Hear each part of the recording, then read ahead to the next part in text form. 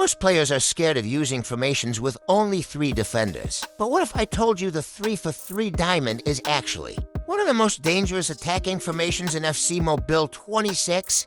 The problem is, most players don't know how to balance the attack and defense. And that's exactly why they concede too many goals when using it. So gentle gamers, today I'm breaking down the 3-for-3 diamond, and I'll show you how to defend properly, build up attacks, create chances, and win more H2H matches using this formation. So if you enjoy aggressive football and creating a lot of attacking opportunities, this formation might be perfect for you. Let's break it down. As you can see, the 3-for-3 diamond has 3 center backs at the back, 4 midfielders in the middle, and 3 attackers up front. The midfield is what really makes this formation special. Instead of a flat midfield, you have a CDM sitting deeper, to wide midfielders providing width, and an attacking midfielder supporting the front 3. Because of that structure, you always have multiple passing options during build-up, and when you attack, it almost feels like the entire team moves forward together. But the biggest challenge with this formation is obvious. You only have 3 defenders. If you don't defend properly, opponents can punish you very quickly on counterattacks. That's why choosing the right players and understanding the movement in this formation is extremely important.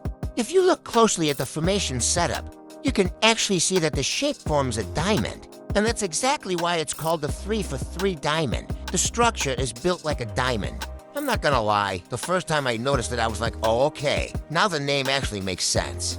So who are the best players for this formation? Starting with the back 3. These players are extremely important because they are the only defenders protecting your goal. For the best balance, it's better to use natural CBs in all 3 positions. Try to choose fast center backs, especially ones that can also play fullback or cover wide spaces. Players like Thuram or Maldini are perfect examples because they have the pace and defensive ability to deal with attacks coming from the wings. For the middle CB, you want a pure defensive leader, someone strong, composed, and good at reading the game. Players like Lucio or Van Dijk are great examples because they can act as the main anchor of your defense. Try to avoid using natural fullbacks that don't have CB as an alternative position, because they usually lack the strength and positioning needed for a back 3. So the idea is simple: fast CBs on the sides and a strong, dominant CB in the middle to hold the defense together.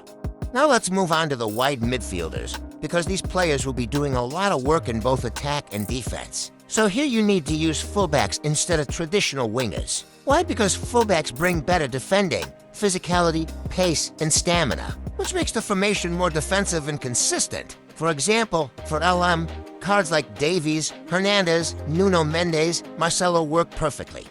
For RM, players like Cafu, Frimpong, or similar defensive-minded RMs are ideal. If you don't have these, you can still use defensive LMs or RMs, but fullbacks are the strongest choice. The key is that these players attack when needed, but always track back, keeping your defense solid while still supporting the build-up and creating width. This setup ensures your back 3 aren't exposed and the formation stays compact. Now your CDM protects the back 3 and also helps start the build-up. So he needs to be strong defensively, good at interceptions, and comfortable on the ball. Players with high or medium-high work rate work best, because they can help the defense while still supporting the build-up. Ideally, choose a CDM with good defending, strength, and passing so he can keep the team balanced. Next is the Cam, who acts as the creative link between the midfield and the attack. This player should be skillful, quick on the ball, and good at passing and shooting, because he will be creating chances for the front 3 and sometimes scoring himself. A naturally attacking Cam fits this role perfectly. Finally, the front 3 should be very dangerous attackers. The 2 wide forwards need pace, dribbling, and finishing so they can beat defenders and make runs behind the defense.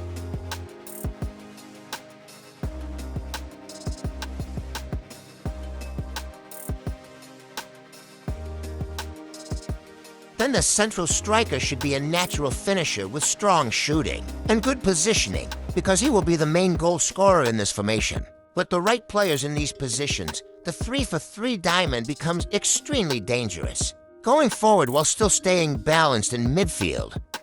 Alright, now let's get into the real match situations, because this is where many players either make this formation look unstoppable or completely fall apart with it. Starting with the defense, remember that you only have 3 center backs, so discipline is very important. The biggest mistake players make is pulling their CBs out of position too quickly.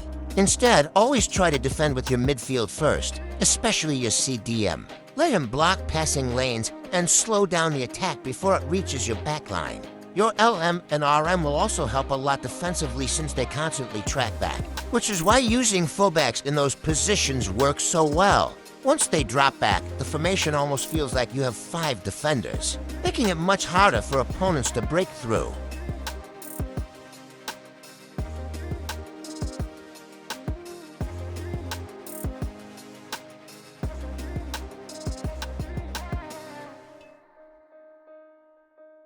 Now moving into the build-up, the diamond structure actually gives you many passing options. Your CDM can start the play, your LM and RM provide width, and the cam stays between the lines to receive the ball and move the attack forward. The key here is to avoid rushing attacks, move the ball quickly between the midfielders, use short passes, and wait for the moment when your attackers start making runs. Once that happens, you can send through balls or quick passes into the final third.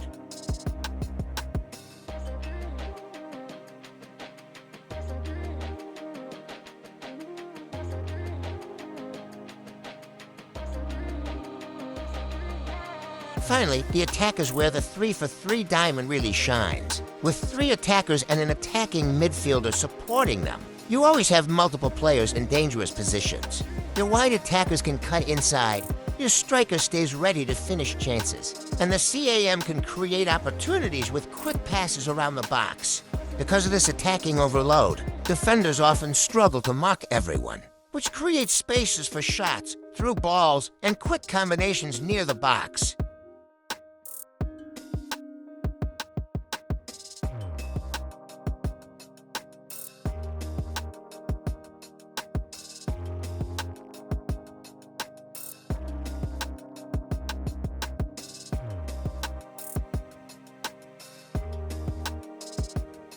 If you stay disciplined in defense, patient in build-up, and aggressive in attack, the 3-for-3 diamond can become one of the most dangerous formations you can use in H2H. And that's exactly how you start winning more matches with it.